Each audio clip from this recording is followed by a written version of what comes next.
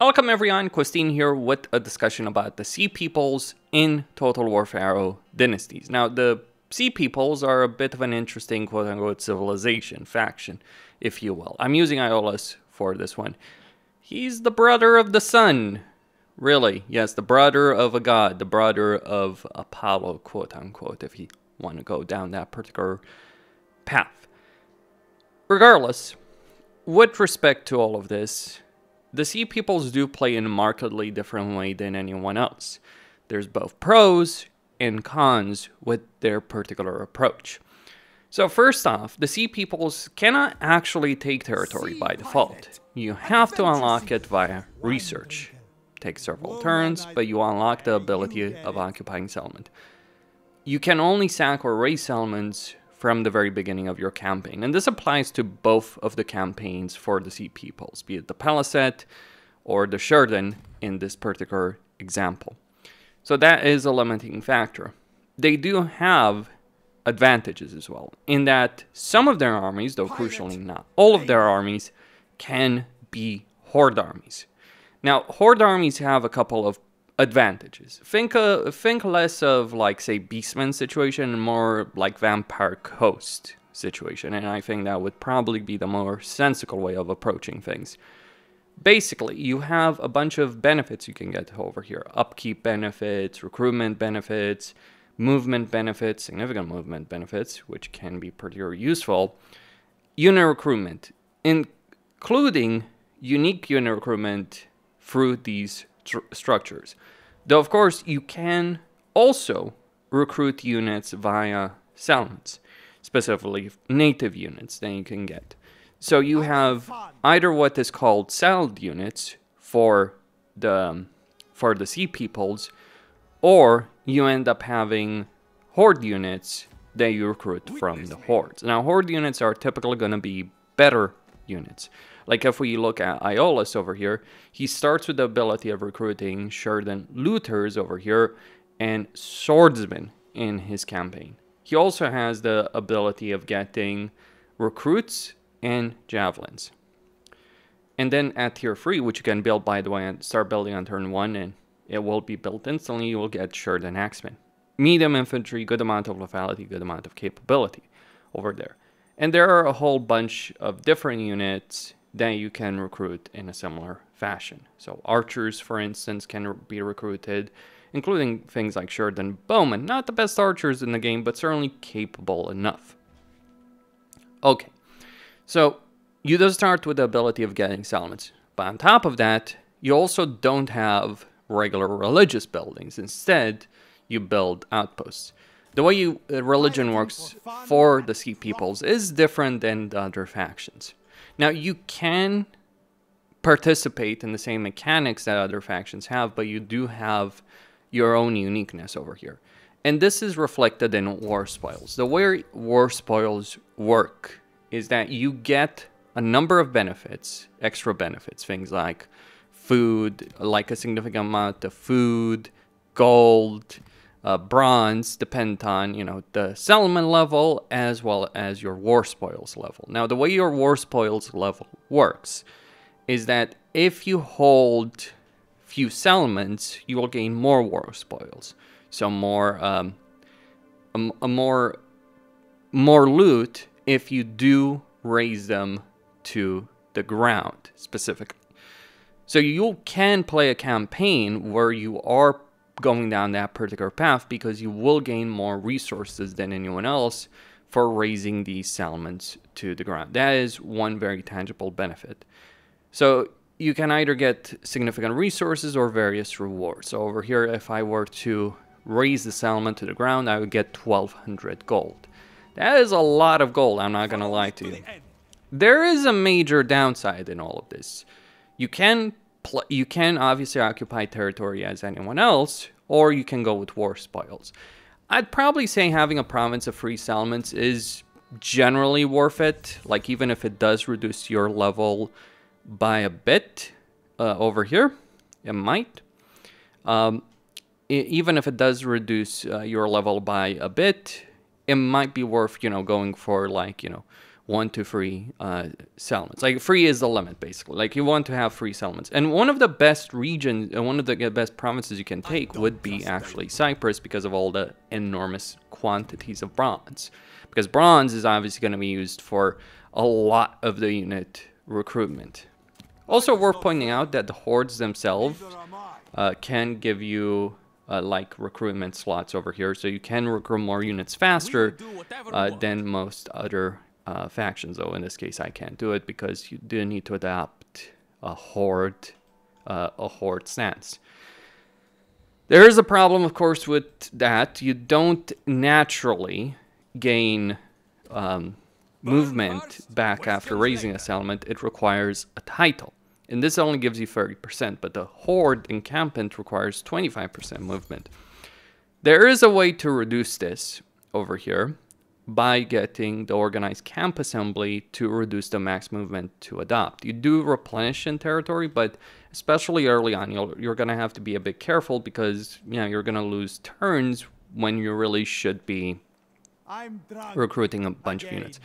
Though there is a bit of an interesting benefit about that, in that you can, from what I've seen at least, you can actually recruit units when you're besieging a settlement. So you might start besieging a settlement, you might not have the army to take it, but, recruit more units.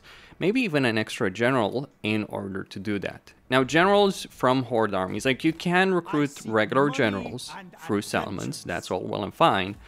Or you can recruit them from the hordes themselves, but this will cost 3 surplus points. And it is a horde army.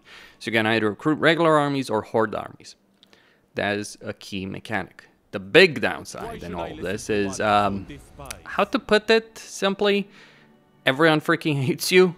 Simple as that. Like, a lot of factions do hate you. Like, very freaking heavily. It's not even funny. Like, over here I am showing off the campaign map, but like ignore the factions that most of which declared war on me. You do have an enormous level of faction aversion against you. So everyone is going to be gunning against you. So in this case I decided to show the playable map area just to show you certain areas, but yeah, it can be a bit of a problem over here when you're dealing with all of this. So let me just, like, see wonders. And one problem that exists in all of this, like, you're not really going to be able to confederate other factions because there's only so many factions that do exist. Like, you might want to enable the Sea People's invasion in this one because you are part of that invasion. Or you can try and protect civilization if you want to go for it. Now, that is the downside. You do have special outposts. They also require research over here to enable tribal outposts. You can construct these in enemy territory, so not just your own. They will give you things like food, income, influence, happiness. It depends on, though, where you're building it. So if you're building it in your own region, less benefits than, say, potentially... then different set of benefits rather than if you're building it in enemy territory. So just keep that aspect in mind. Like, they've really pushed this idea that you are a nomad faction that is going to be wandering the world in this campaign. Now, in terms of the gods that they have, they don't necessarily have that many, but they are exclusive to them over here. So you get 3 gods dedicated to sea people. You have Azul, the sun, basically Apollo more or less. Gives you damage resistance versus missiles, morale, and the voted general gets melee attack, melee defense, and grants stance hunt.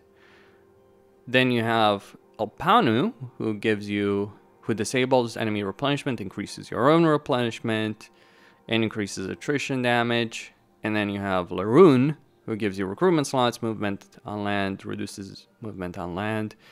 You do have idols as opposed to shrines, so keep that in mind. What are idols? They're attached to horde armies. So the way that works with the favor with them is you have a building chain over here in religion. And when you build this up to level 3, you will get all of you will get all of the favor you need in order to really get full access to whichever god you're worshipping over here for these guys. Of course, this can work for other gods as well. Are these guys really worth it? I would not necessarily say so, to be quite honest with you. I find some of these things questionable. Though Azul is good because of that labor growth, so those are your surplus points for the Horde armies you do have, if you're building them for idols. So it could be useful in that respect. Other things, not necessarily quite as much. You do need to build an outpost, a tribal outpost, in order to get the prayer effect. And that's how that particular aspect does work in the game. In terms of units, it obviously does depend, but you do have the native units, and you do have a combination of, you know, archers, skirmisher units, though not necessarily the best skirmisher units, because for instance, most skirmishers have a 50% lethality. These guys only have 30%, which is a bit weird. The harpooners. It can feel a bit weird, but you do have some fairly solid infantry. Not the heaviest infantry in the world, but you do have some medium infantry that might as well be called heavy infantry, because yeah, the battle hardened warriors over there, they're pretty strong, though they obviously don't have the same level of lethality or armor piercing that other units would in the game. So not necessarily the best units, but you do have a good amount of versatility. Now, the most unique aspect beyond the war spoils aspect is you have the ability of forging your own path as the Sea Peoples. So if you're playing a Sea Peoples faction, you can go for the royal traditions, though you do need to control free sacred land. So you do need to control an entire province, more or less, or pushing to the limit of the lowest tier or the highest tier of war spoils, depending on how you want to view it. Control free sacred lands before you can embrace a royal tradition. And then you can go with the ancient legacies there. Or you can forge your own path as the Sea Peoples. Now keep in mind, you will miss out on the court benefit over there. You either have to raise a region or research new lands in order to unlock the path of the Sea People. So path of Marauder, path of the Sea People. So it's kind of weird that you have to research stuff. Like, at least it's early research, so it's not really too big of a deal.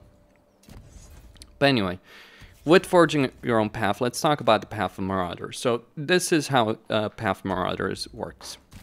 You fight battles, and you gain eminence. And with eminence, well, let's just say you've got everything that you could possibly imagine over here. This is a real domination power. You get...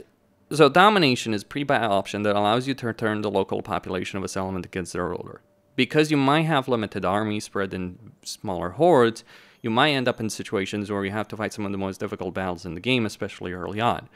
Domination can help you in those situations where you're fighting against a full stack of troops, potentially, or some troops in a settlement, as well as an army. Basically, what domination will do is it will immediately raise the settlement and create an army consisting of native units. The general of this army will not be able to gain experience, will not be able to change their equipment. In addition, will not be able to recruit new units or exchange existing ones. But it can be a pretty powerful freaking army that you do create, like really high tier stuff. It depends on the settlement, of course. So minor settlements cost 80 eminence, major settlements 150, and cult centers 150, if you want to bring about the end of civilization. I'll talk about that in just a moment. Because remember, you are the invaders over here. Cannot be used on faction. Capitals cannot be used if there's an army of more than 15 units. You might want to limit army sizes in this. You have the display of power, which is a pre-battle option that allows you to frighten and demoralize your foes before battle begins. A good and cheap way to ensure victory or shift the balance of power. So, yeah, that will affect army's morale and melee defense. Raise and Exterminate is an occupation option that allows you to burn a settlement to the ground completely and acquire more loot from it. You already gain a lot of loot from raising settlements. You'll gain even more with Raise and Exterminate with that. It does cost you, but it does provide potentially a significant boost to replenishment and influence. And then, Promise of Glory. This is Sinnelleos Seduction. It is a pre-battle option that allows you to bribe select units from the enemy army during the battle deployment phase. You can exceed the maximum unit cap of 20 when using it. Bribed units will not join the battle, the battle on your side and allow you to significantly shift the balance of power. And it costs eminence depending on its base recruitment cost. Any bribed units will leave the army should you use to you. You can permanently recruit them into any of your armies, able to recruit, paying their base recruitment cost and resources. So, yeah, a different type of Sinnelleos Seduction that is available as one of their quote-unquote ancient legacies. Let's take a look at the other one. The Path of the Sea People. To be quite honest, with respect to the Sea People path, it's not particularly great. Like, compared to Eminence, this one just feels pretty lame. Not gonna lie about it. Basically, you have this political chart. So, are you a brutal conqueror? Are you a settler? Okay, so here's how it works. You get various points. The top and bottom one represent your armies. So, the more units you have in a Horde army, the more Horde armies you have, more Horde elite units, Horde generals, as opposed to settled armies, elite units, regular elite units, competence points of settled generals. So that is the top and the bottom. The left and the right, well, you get Horde dwelling points over there. So for each tribal outpost and each Horde army, you get more points.